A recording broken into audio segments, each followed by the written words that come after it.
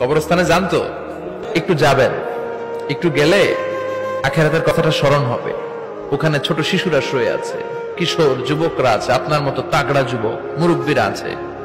এরা এই এলাকায় থাকতো, এরা আকাশ থেকে নেমে আসে না, এই এলাকার সন্তান আজ নাই। একটা সার্টেন পিরিয়ড শেষে আপনিও থাকবেন না।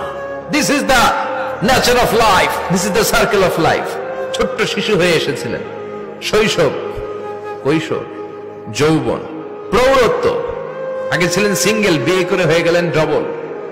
এরপরে আল্লাহ আপনাকে একটা মেয়ে দিল, এরপরে মেয়েকে বিয়ে দিয়ে শ্বশুর হলেন, এরপরে ওই মেয়ের ঘরে সন্তান হতে নানা হলেন। আর কতদিন? অনেক দিন হলো তো, অনেক লম্বা সময় পেয়েছেন আপনি। Think about that.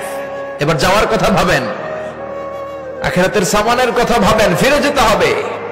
কি শক্তিশালী যুবক, বার্ধক্য চলে আসলে লাঠি ছাড়া চলতে পারে না।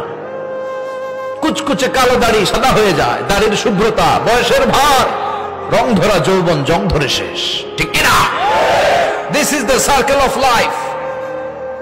যুবক ভাইরা, এটাই জীবন, চলে যেতে হবে, কেউ থাকতে পারবে না, ঠিক কিনা?